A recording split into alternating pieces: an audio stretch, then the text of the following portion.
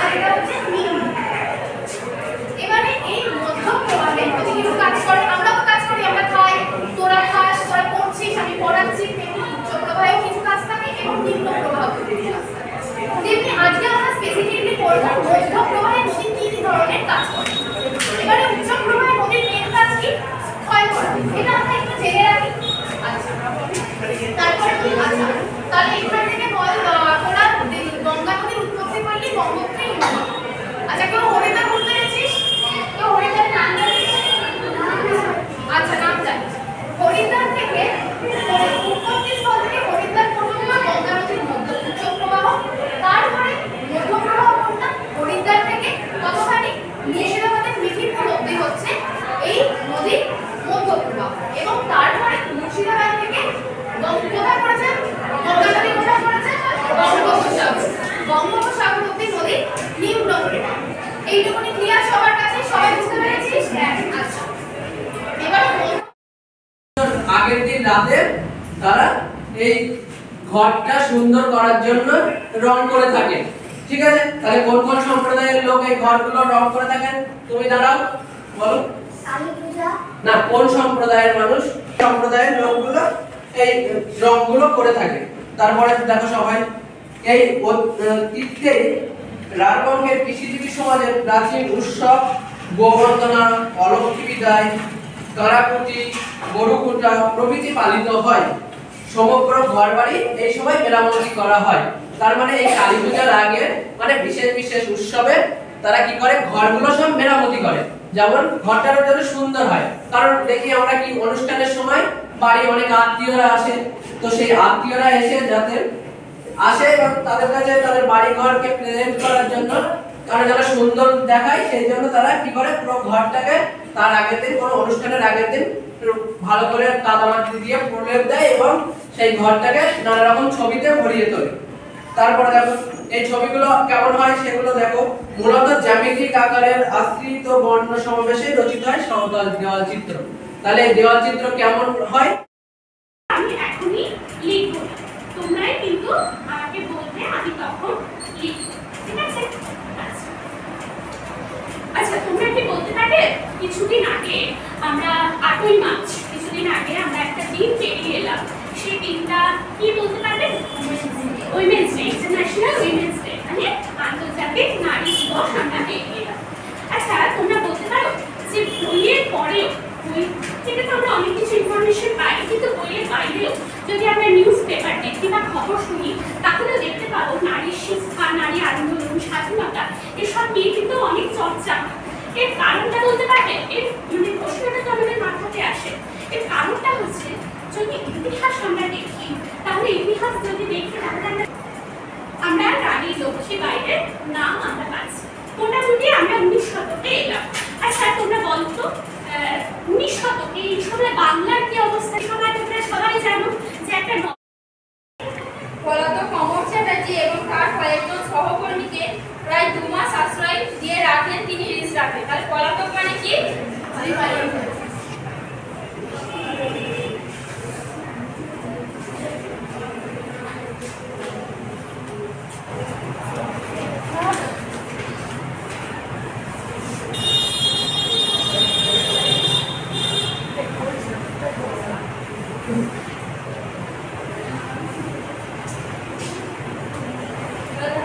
স্বাধীনতা সংগ্রামী নারী, আমি একটা চিত্র এখানে করেছি। পুলিশরা তখন স্বাধীনতা সংগ্রামের জন্য নারীরা যে বিদ্রোহ করেছে সেই একটা চিত্র আমি এখানে তুলে ধরেছি।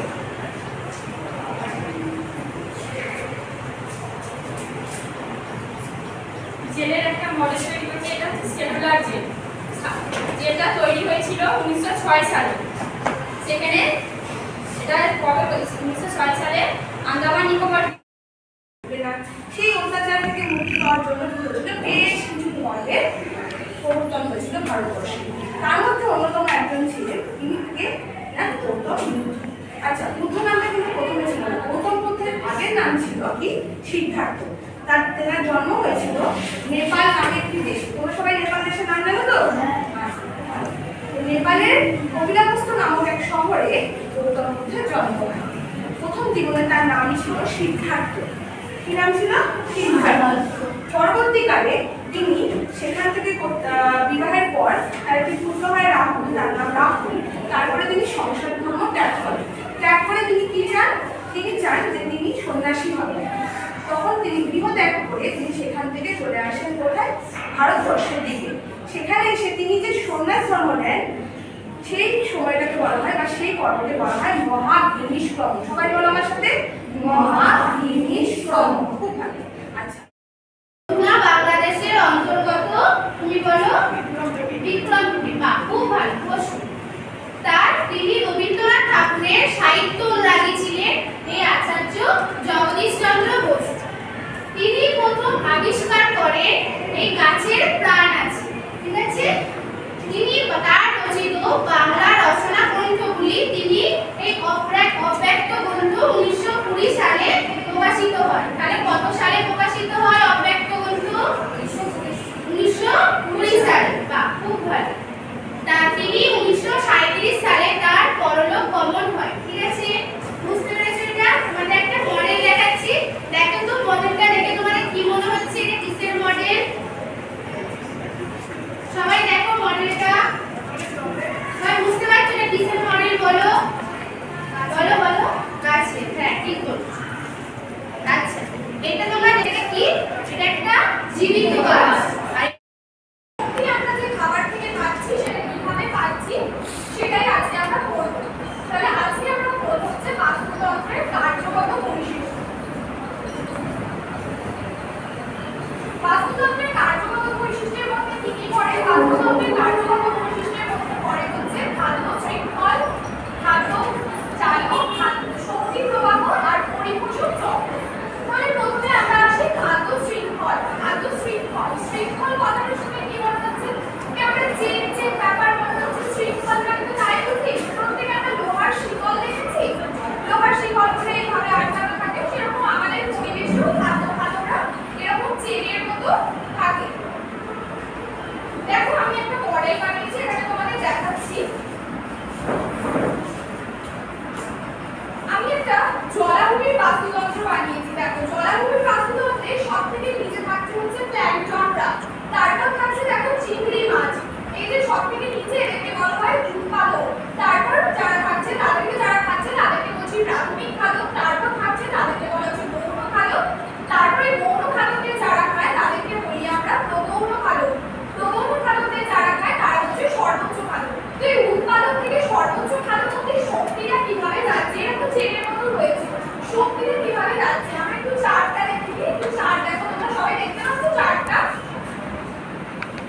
দেখা যাচ্ছে লাস্ট পেজ? চার্টটাতে দেখো শক্তি কিভাবে যাচ্ছে। আমি প্রথমে দেখো দেখিয়েছি, ব্যাপারটা আমি বলে দিচ্ছি।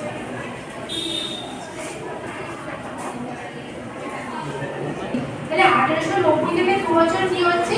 এখানে 93, 94, 96, 98, 96 আর 98 এর মাঝখানে হচ্ছে 97। তাহলে সুভাষচন্দ্র বসু কত সালে জন্মগ্রহণ করেন?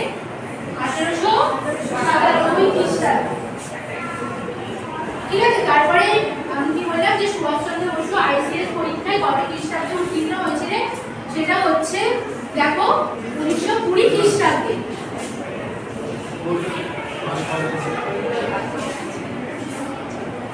ঠিক আছে। আজকে আমরা জানবো সুভাষচন্দ্র বসু ও আজাদী খোঁজের সংগ্রাম।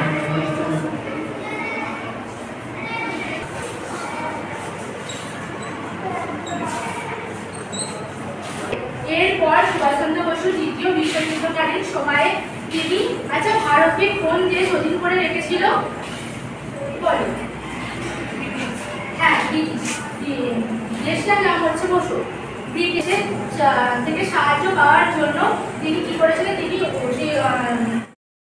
এইটা রয়েছে, এটাকে কি জানো? কেউ চেনো এই জিনিসটা? কার ছবি? কিসের ছবি? এটাকে বলে নেফ্রন। নেফ্রন কি? নেফ্রন হচ্ছে structural and functional unit of tissue. Okay, মানে যে আসল কাজটা করে। আসল কাজ কি? আমাদের ব্লাডটাকে পিউরিফাই করে, ব্লাডটাকে ফিল্ট্রেট করে।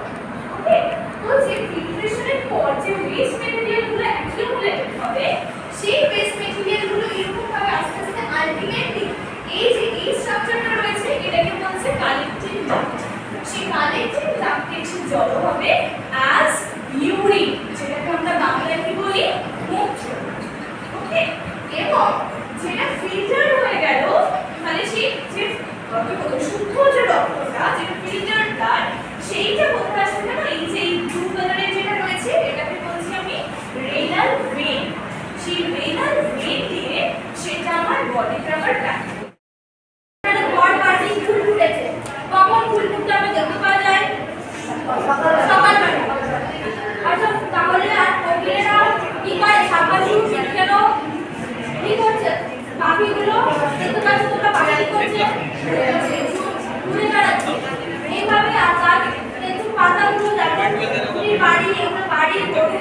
চাষবাস করে তাদের সকালে তারা চাষ করতে বেরিয়েছে এবং সকালবেলা তারা পড়ার জন্য রেডি হয়েছে আর পাখিগুলো কুঞ্চন করছে। এইভাবে তাহলে দেখতে হবে। বিভাগা কুঞ্জনের প্রভাত কঙ্গনা কুঞ্জী। বিভাগা মানে কি বললাম এইমাত্র? পাখি কুঞ্জন মানে গর্জন করছে, প্রভাত কঙ্গনা মানে সকালবেলা, কুঞ্জনী যখন সূর্য উঠছে তখন পাখিরা কি করছে? কুঞ্জন করছে। তারপর এটা দেখি কৃষকা রবিসহ ক্ষেত্র পদ্ধতি। কৃষক মানে কি? কৃষক এইভাবে ভঙ্গিল পর্বতের সৃষ্টি হয়। তাহলে কোথা থেকে সৃষ্টি হচ্ছে? ভঙ্গিল পর্বতের কাছ থেকে, তাই তো? আচ্ছা, পৃথিবীর সবচেয়ে উচ্চতম শৃঙ্গের নাম কি? Mount Everest. একদমই ঠিক। আচ্ছা, এবার আমরা যে পর্বতটার দিকে যাব সেটা হচ্ছে স্তূপ পর্বত। স্তূপ পর্বতে কি হচ্ছে? যদি কোনোভাবে ভূ আলোড়ন হয় বা ভূমিকম্প হয় তখন কি হবে? এটা একটা ভূমিভাগ রয়েছে। এবার এখানে ফাটল ধরতে পারে। ফাটল ধরার ফলে কি হবে? এই ভূমিভাগটা হয়তো উপরের দিকে হঠাৎ উঠে গেল। আর এই দুটো যেমন আছে সেরকমই সেম। তাহলে কি হবে? এই যে ভূমিভাগটা উঠে গেল সেটা হচ্ছে স্তূপ পর্বত হিসেবে অবস্থান করবে। আর যেই ভূমিভাগগুলো নিচে রয়েছে সেগুলো হচ্ছে কি হবে? উপত্যকা হিসেবে অবস্থান করবে। আবার এর উল্টোটাও হতে পারে যে এটা স্থির থাকলো আর এই দুটো ভূমিভাগ কি হলো? উপরের দিকে উঠে গেল। তাহলে কি হবে? এই দুটো কি হবে? এইটার মতোই কি হবে? তাহলে এটা বলো স্তূপ পর্বত। আর এইটা হবে উপত্যকা। একদমই ঠিক বলেছো। তাহলে এইভাবে হতে পারে স্তূপ পর্বতের সৃষ্টি। কোনো নামে ডাকিয়ে দিল সে যে আমার চোখে জলোচ্ছ্বাস, অর্থাৎ নদী আর একটা নাম কি হলো? তরঙ্গিনী। আজকের পাঠ নদীর গতি এবং নদীর কাজ।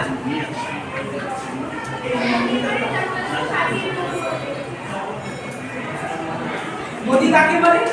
নদী একটি জলধারা যা উৎস থেকে মোহনা পর্যন্ত অর্থাৎ উচ্চ গতি থেকে নিম্ন গতির দিকে ধাবমান হয়। যে জলধারা ধাবমান কোথা থেকে হচ্ছে? উৎস থেকে। উৎস কোথায়? পার্বত্য অঞ্চলে। অর্থাৎ পার্বত্য অঞ্চল থেকে যখন নদীটা আস্তে আস্তে বা ধীর গতিতে বা কোনো সময় একটু প্রবল গতিতে নিচের দিকে ক্রমাগত নেমে আসে, সেটাকেই হচ্ছে নদী এবং এই গতিটাকেই হচ্ছে নদীর গতি। তাহলে এই নদীর গতিতে আমরা কি কি দেখতে পাই? একটা দেখতে পাই উচ্চ গতি, একটা দেখতে পাই মধ্যগতি, আর সর্বনিচে কি দেখতে পাই? Very good. তাহলে উচ্চ গতি, মধ্যগতি, নিম্নগতি এই তিনটে গতি আমরা নদীতে দেখতে পাই। তো নদী যখন উপরে এই পার্বত্য অঞ্চলে সৃষ্টি হলো সেই পয়েন্টটাকে বলছে নদীর উৎস। তাহলে নদীর উৎস কাকে বলে? নদী যেখান থেকে সৃষ্টি হয় অর্থাৎ পার্বত্য অঞ্চল। বেশিরভাগ নদী পার্বত্য অঞ্চলে একটা পয়েন্ট থেকে সেই নদীটা সৃষ্টি হয়। সেই নদীটা আস্তে আস্তে বয়ে এসে মধ্যগতি নিম্নগতির মাধ্যমে মোহনায় আসে। মোহনা কাকে বলে তোমরা জানো? একদম, নদী যেখানে সাগরে এসে মিশে অথবা অন্যান্য কোনো জলাশয়ে এসে মিশে যায় সেই পয়েন্টটাকে বলছে মোহনা। নদীর উচ্চ গতি থেকে নিম্ন গতিতে বিভিন্ন রকম আমরা ভূমিরূপ দেখতে পাই। এ প্রসঙ্গে বলি যে নদীতে সারা বছর জল থাকে দেখি। তোমরা নদী দেখেছো তো? কোন কোন নদী দেখেছো? গঙ্গা দেখেছো? আচ্ছা, এই হুগলিতে তোমাদের এখানে একটা নদী আছে, কি নদী? না, এখান থেকে যখন সরস্বতী নদী। ইয়েস। তো এই নদীগুলো দেখবে কোন নদীতে সারা বছর জল থাকে সেই নদীগুলোকে বলা হচ্ছে নিত্যপ্রবাহ নদী, আর যে নদীতে সারা বছর জল থাকে না তাকে বলা হচ্ছে অনিত্যপ্রবাহ নদী। এইখানে আমি দেখাচ্ছি নদী প্রবাহ। দেখো আমি চারটেও এঁকে নিয়ে এসেছি। এখানে উচ্চগতি, মধ্যগতি ও নিম্নগতি পরিলক্ষিত হচ্ছে। এই একটা দিঘা, এই একটা ভূমিরূপ দেখাচ্ছি আমি এখানে। নদীটা নামছে, দেখো স্লোপটা কিন্তু আস্তে আস্তে মিশে যাচ্ছে। এই জায়গায় কিন্তু পর্বত, এখানে প্রচুর পাহাড় পর্বত রয়েছে। নদীটা এখানে সৃষ্টি হয়েছে হয়ে কিন্তু সেটা উচ্চগতি। এভাবে এই এতটা হচ্ছে উচ্চগতি, যেখানে পার্বত্য এরিয়া, যেখানে ভূমির ঢাল অনেকটা বেশি। পাহাড়ে কি হয়? ভূমির ঢালটা বেশি হয়, সুতরাং নদীর জল খুব তাড়াতাড়ি দেখবে স্রোতের মতো নেমে আসে। এই যে স্কুলের সিঁড়ি, আমি যদি এক বালতি জল ঢালিয়ে করতে দিই কি হবে? জলটা আস্তে আস্তে আস্তে আস্তে ধাপে ধাপে নিচের দিকে নেমে আসে। সুতরাং এটা হচ্ছে উচ্চগতি, এখানে ঢাল অনেক বেশি মধ্যগতি যখন এলাম, মধ্যগতি কোনটা জানো? এটা হচ্ছে সমতল ভূমি, অর্থাৎ যেখানে ভূমির ঢাল খুব বেশি নয়। সমতল ভূমি যেটা মধ্যগতি, এবং এইটা হচ্ছে একদম নিম্নভূমি যেখানে নদী কিন্তু মোহনায় গিয়ে মিশছে বা সাগরে এসে মিশছে, তাকে বলা হয় সমুদ্রপৃষ্ঠ এক প্রকার। তাহলে এটা হচ্ছে উৎস এবং এটা হচ্ছে নদীর মোহনা। নদী যেখানে সাগরে গিয়ে মিশছে সেটাই হচ্ছে মোহনা। তাহলে উচ্চ গতিতে নদী কি করে জানো? উচ্চ গতিতে নদী ক্ষয় করে। দেখো আমি এখানে কোনো ভূমিরূপ এঁকে নিয়ে এসেছি, নদীর ক্ষয় কার্যের ফলে গঠিত ভূমিরূপ, এবং একটা মডেল নিয়ে এসেছি দেখো তোমাদের বোঝাবার জন্য। এই নদীটা উপর থেকে দেখো সোর্স থেকে নেমে আসছে কি সুন্দর, এবং নেমে সেটা নিচের দিকে দেখো একটা ডেল্টা বা আকৃতির বদ্বীপ তৈরি করেছে, যাকে গ্রিক অক্ষর ডেল্টার নাম অনুসারে ডেল্টা বলা হয়। তাহলে উচ্চ গতিতে ক্ষয়, মধ্য গতিতে হয় সঞ্চয় বহন, এবং শেষের দিকে হচ্ছে সঞ্চয়। তাহলে ক্ষয়, বহন, সঞ্চয় এই তিনটে হচ্ছে নদীর কাজ। মাথায় ঢুকলো? আচ্ছা, এবার ক্ষয়ের ফলে যে ভূমির উপরে গড়ে উঠছে দেখো, ওখানে ভূমির ঢাল তো প্রচুর, পাহাড়। কি তৈরি করেছিলেন? Indian national army.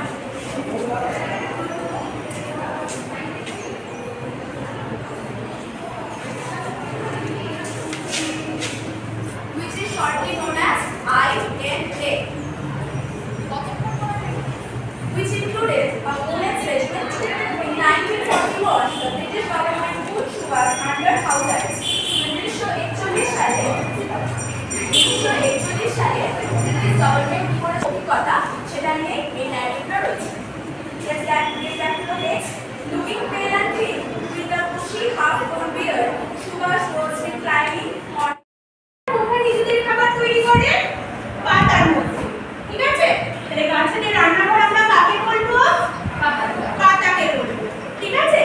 তাহলে ফটোসিনথেসিস এর শব্দটা এটা কিন্তু দুটো অর্থ নিয়ে গঠিত। একটা হচ্ছে ফটোস, যার অর্থ হচ্ছে কি আলো, ঠিক আছে? আর একটা হচ্ছে সিনথেসিস, ঠিক আছে? যার অর্থ হচ্ছে সংশ্লেষণ। যেহেতু এটা আলোর উপস্থিতিতে ঘটে, তাই এটাকে আমরা ফটোসিনথেসিস বলবো, ঠিক আছে? ফটোসিনথেসিস এই মডেলটা তোমরা দেখতে পাচ্ছ? আচ্ছা, এটা হচ্ছে ফটোসিনথেসিসের প্রসেস, ঠিক আছে? ফটোসিনথেসিস করতে গেলে আমাদের খাদ্য করতে গেলে কি বিভিন্ন উপাদানের দরকার পড়ে। তেমনি ফটোসিনথেসিস প্রক্রিয়ার মাধ্যমে গাছ যখন খাবার তৈরি করে তখন কিন্তু বিভিন্ন উপাদানের দরকার পড়ে, ঠিক আছে? তাহলে ফটোসিনথেসিস প্রক্রিয়ায় গাছের বিভিন্ন উপাদানের দরকার পড়বে। সেই উপাদানগুলো হচ্ছে, প্রথমে কি বলতো? সূর্যের আলোর উপস্থিতিতে ঘটে, আমি প্রথমেই বললাম, তাই প্রথম উপাদানটা কি? সূর্যালো, ঠিক আছে? ফার্স্ট যে উপাদানটা হবে সেটা হচ্ছে কি? সূর্যালো, ঠিক আছে? ফার্স্ট উপাদান হচ্ছে সূর্যালো। সূর্য দেখতে পাচ্ছ ফটোসিনথেসিসের মডেলে? এই যে সূর্য, ঠিক আছে? সূর্য, এই সূর্যটা কোথায় এসে পড়ে? এই যে সূর্যটা কোথায় এসে পড়ছে? পাতার মধ্যে পড়ছে, ঠিক আছে? আচ্ছা, তোমরা একজন বলো, তুমি বলো, আমরা কি জানি পাতার রং কি? সবুজ, ঠিক আছে? আচ্ছা, পাতার রং যে সবুজ, পাতার তো অন্য রঙ হতে পারতো। পাতার রং সবুজ হওয়ার পিছনে একটা কিন্তু কারণ আছে। কি কারণ বলো তো? পাতার মধ্যে আছে কি? ক্লোরোফিল, ঠিক আছে? যার জন্য কিন্তু পাতার রং সবুজ। আচ্ছা, কেউ বলতে পারবে রত্ন পোষকের অর্থ কি? তুমি বলো। আচ্ছা, রত্ন পোষকের অর্থ হচ্ছে যিনি রত্ন প্রসব করেন এক, ঠিক আছে? তারপর হচ্ছে অত্র বহব কবয় অজায়ত, বলছে এখানে বহু কবি জন্মগ্রহণ করেন। তেষু রবীন্দ্রনাথ অন্যতম। তেষু পদে এখানে নির্ধারণে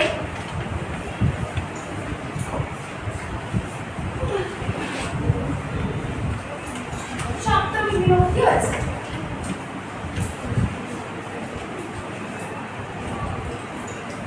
তারপর আছে বলছে 1268 বঙ্গাব্দে বৈশাখ মাস আসবে 25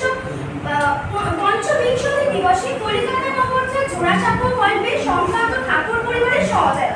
1268 সালে 25শে বৈশাখ কলকাতায় জোড়াসাঁকোর ঠাকুর বাড়িতে তিনি জন্মগ্রহণ করেন। তস্য পিতুনাম মহর্ষি দেবেন্দ্রনাথ ঠাকুর, মাতাচ সারদা দেবী। তার পিতার নাম হচ্ছে দেবেন্দ্রনাথ ঠাকুর। এখানে তোমরা দেখো, এই চারটে দেখো, পিতু মাতু জনা দেবেন্দ্রনাথ ঠাকুর এবং সারদা দেবী ছিল। অর্থাৎ রবীন্দ্রনাথের বাবা এবং মায়ের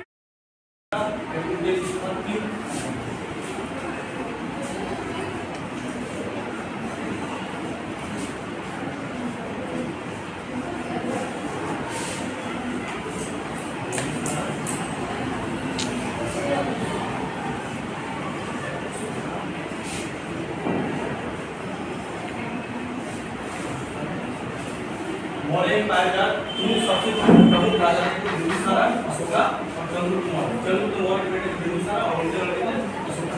ठीक है, मौर्य को बातचीत करना बहुत जरूरत है। अगर हम किसी चीज के बारे में नहीं जानेंगे, किसी चीज के बारे में हम कुछ बताए, अपना आइडिया से लेके तो कैसे कुछ कुछ अपना आइडिया होगी, हर कुछ अपना आइडिया होगी, किसी को बताते कम्युनिकेशन करने के लिए ये चार टाइप upward, downward, ठीक है। तो पहला upward communication, ये साइंस से तुमको क्या समझ में आ रहा है?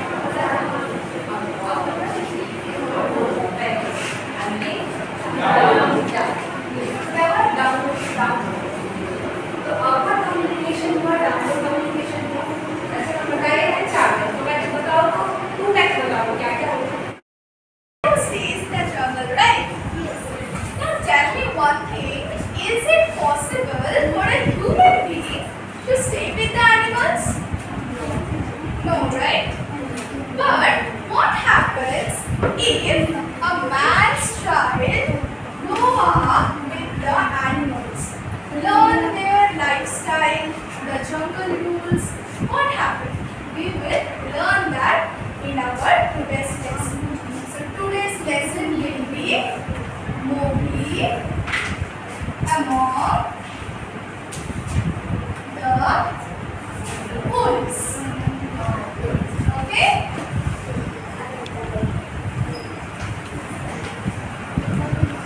Now, have you heard the name Jungle Book? Anyone, have you watched the movie or read the book? Tell me one thing. You have heard? Who have heard? Yes, please. Who have heard the name of the book, Jungle Book? You have heard. Are you aware of that song? Like Jungle Jungle baat chali hai, pata chala hai re. Have you heard this song? Where have you heard this song? Tell me. Where? Where have you heard this song? কোথায় শুনেছিস এই গানটা? মোগলিতে। Mowgli. আর বইটার নাম কি ছিল? What was the name of the book? Jungle Book. So this story, Mowgli among the wolves, is being taken from the famous collection of short stories named as the Jungle Book. And who have written this beautiful collection of stories? Rudyard Kipling. Tell with me. Rudyard Kipling. Now let us see some of his famous work. Like these are some famous work of Rudyard Kipling. He was born on 13th December. এখন ঠিক বলে আর তারা ছিল কৃষক সম্প্রদায়। এরা সবাই ছিল শ্রমিক, ডাক্তার, ইঞ্জিনিয়ার, সবাই ছিল হচ্ছে থার্ড স্টেট। তারা কি করতো? তারা মানে ম্যাক্সিমাম ট্যাক্স পেয়ার ছিল। এবার আমরা চলে যাবো হচ্ছে ফরাসি বিপ্লবের কিছু উল্লেখযোগ্য ঘটনা। ফরাসি বিপ্লবটা যখন হলো তখন মানুষ একটা জায়গায় শপথ নেবে। এই যে টেনিস কোর্ট বলে একটা জায়গা ছিল, একটা মাঠ ছিল, সেখানে মানুষজন নিয়ে টেনিস কোর্টের শপথ নিয়েছিল। কিছু এস্টেটের লোকজন নিয়ে শপথ নিয়েছিল। কি বলেছিল তারা? যতক্ষণ আমরা গণতন্ত্র প্রতিষ্ঠা করব ততক্ষণ আমরা আন্দোলন বিপ্লব চালিয়ে যাব, যতক্ষণ আমরা একটা সংবিধান রচনা করব ততক্ষণ আমরা আন্দোলন চালিয়ে যাব। আর একটা ঐতিহাসিক ঘটনা হচ্ছে বাস্তিল দুর্গের পতন। কেন বাস্তিল দুর্গের পতন হয়েছিল? কারণ অসংখ্য নিরপরাধ মানুষকে বাস্তিল দুর্গে বন্দী করে রাখা হতো। কি কারণে বন্দী করে রাখা হতো? গ্রেপ্তার তা গেছে রাইট নামে শক্তি তার খাদ্যের মধ্যে কি আছে যার থেকে আমরা শক্তি পাচ্ছি? প্রোটিন আছে, আর কি আছে? ভিটামিন আছে, আর কি আছে? লিপিড, আর খুব সুন্দর বলেছে। তার আজকে আমাদের বিষয় হচ্ছে তাহলে এই যে তোমরা বলছো ভিটামিন, মিনারেলস, কার্বোহাইড্রেট, প্রোটিন, এইগুলোকে বলা হয় খাদ্যের উপাদান। তার আজকে আমাদের বিষয় হচ্ছে আমাদের খাদ্য ও তার উপাদান এবং তার উৎস, আমরা কোথা থেকে পাচ্ছি খাবার। তাহলে আজকের বিষয় হচ্ছে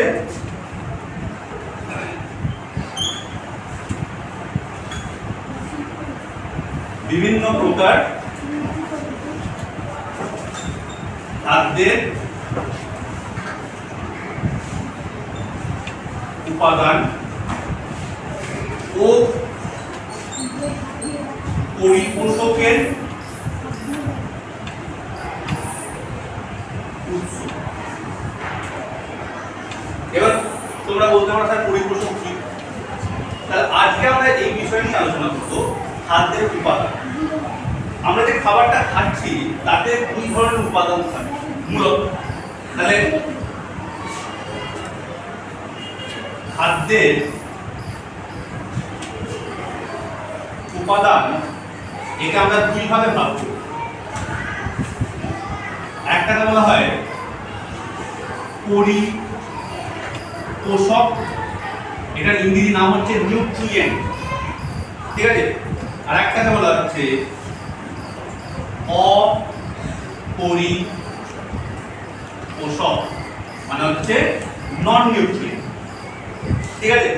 তাহলে নিউট্রিয়েন্ট West Bengal 1 2 3 4 5 6 7 1 2 3 4 5 6 1 2 3 4 1 2 3 4 1 2 3 4 1 2 3 4 এবারে বলা যায় 1 2 3 4 1 2 3 4 5 6 1 2 3 4 5 6 1 2 3 4 5 6 that is ধানে না না তিন। এই যে একটা যদি গান আমি বলি, সেই গানটার নাম হচ্ছে আগুনের পরশমণি, রবীন্দ্রনাথের ওনার সৃষ্টি। এবার সেই গানটা কিন্তু আমি বাজিয়ে শোনাই, এবার তার সাথে আমি একটা লাইন করে পড়বো, তোমাদেরকেও সবাইকে একটা লাইন করে পড়তে হবে, ঠিক আছে? পড়তে পারবে?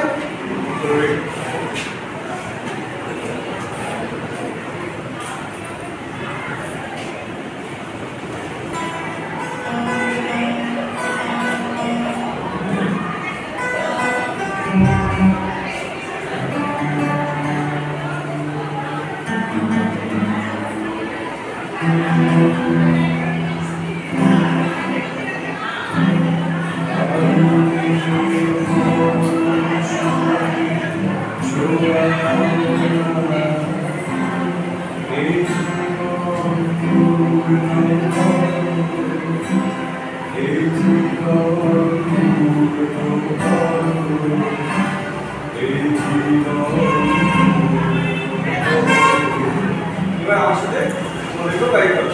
রেডি? 1 2 3 1 2 3 ধানে না না তিন আগুনের